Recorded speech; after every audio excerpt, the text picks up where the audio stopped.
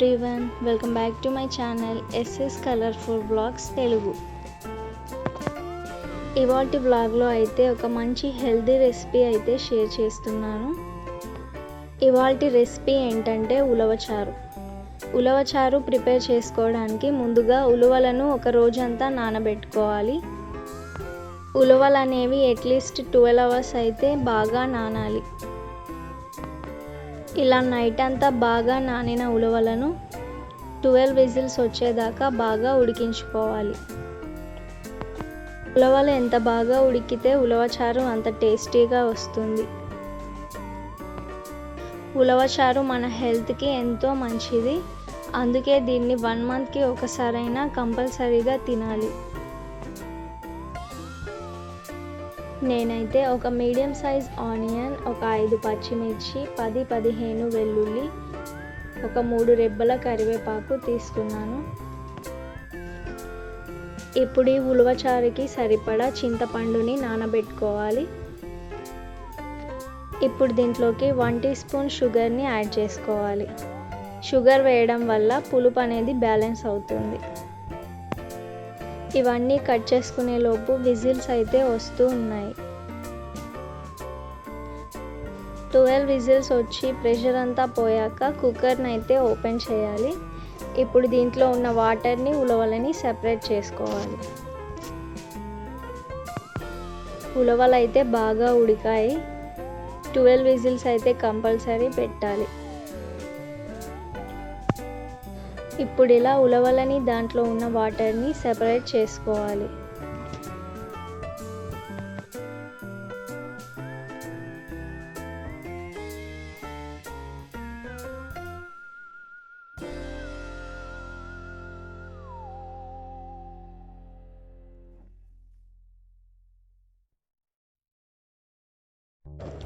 ఇప్పుడు ఈ ఉలవల్లో నుండి కొన్ని ఉలవలని మిక్సీ జార్లోకి వేసి మిక్సీ చేసుకోవాలి. ఈ ఉలవల్ని చాలా మెత్తగా మిక్సీ చేసుకోవాలి.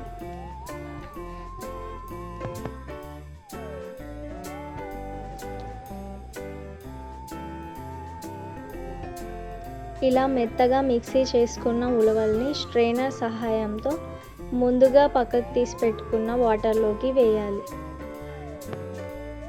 ఉలవలపై ఉండే పొట్టు దాంట్లో పడకుండా ఇలా కలుపుకుంటూ స్లోగా దాంట్లోకి వేసుకోవాలి.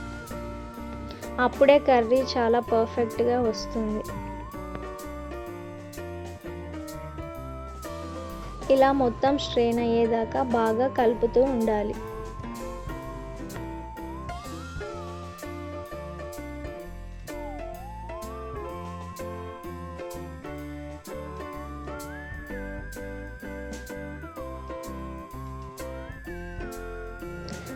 ఇప్పుడు దీంట్లోకి ముందుగా నానబెట్టి పెట్టుకున్న చింతపండు నుండి రసాన్ని తీసి యాడ్ చేసుకోవాలి. ఇలానే చింతపండు నుండి రసం మొత్తం వచ్చేదాకా వాటర్ని యాడ్ చేసుకుంటూ బాగా మిక్స్ చేసుకుంటూ స్ట్రెయిన్ చేసుకోవాలి.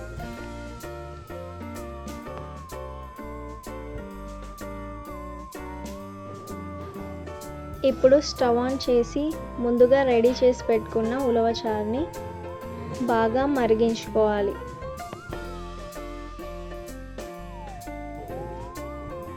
ఇప్పుడు ఉలవచారులోకి రుచికి తగినంత ఉప్పుని వేసుకోవాలి.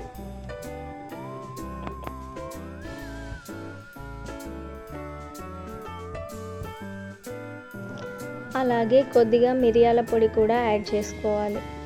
అప్పుడే ఈ ఉలవచారుకి మంచి టేస్ట్ వస్తుంది. అలాగే ముందుగా కట్ చేసి పెట్టుకున్న ఉల్లిపాయలు, పచ్చిమిర్చి, కరివేపాకు అన్నీ యాడ్ చేసుకోవాలి.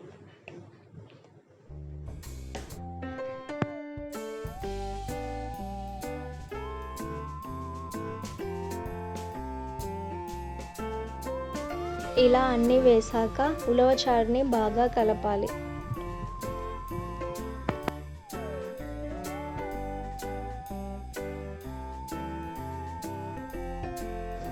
ఉలవచారు ఇలా బాగా మరిగేటప్పుడు 1/2 teaspoon జీలకర్ర పొడిని కూడా యాడ్ చేసుకోవాలి.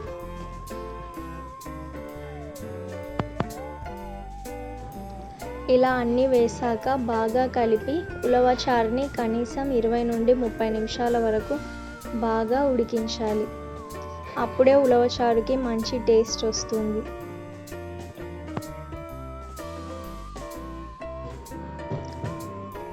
ఉలవచారు ఇలా బాగా మరిగాక చివర్లో పోపు అయితే పెట్టుకోవాలి.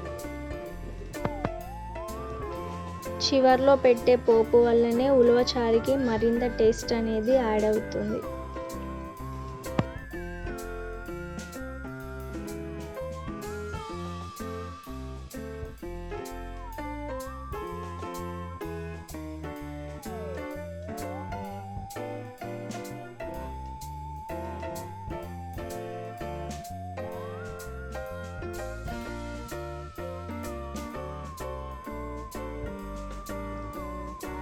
ఇప్పుడు పోపు పెట్టుకోవడానికి ఒక చిన్న బాండీలో పోపుకి సరిపడా ఆయిల్ని వేసుకోవాలి.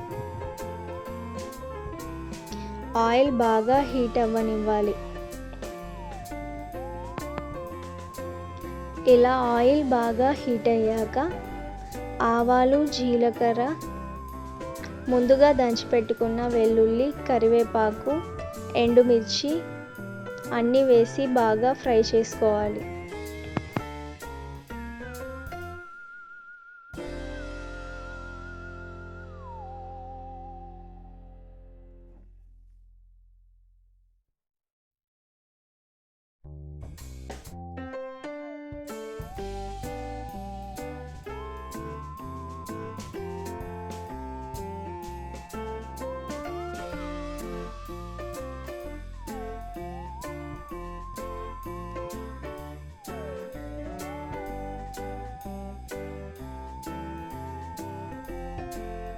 ఈ పోపంతా బాగా ఫ్రై అయ్యాక చివర్లో పసుపు వేసుకోవాలి. అలానే కొద్దిగా కారం కూడా వేసుకోవాలి. ఇప్పుడు ఇలా బాగా ఫ్రై అయిన పోపుని ఉలవచారులో వేసి మూత పెట్టాలి.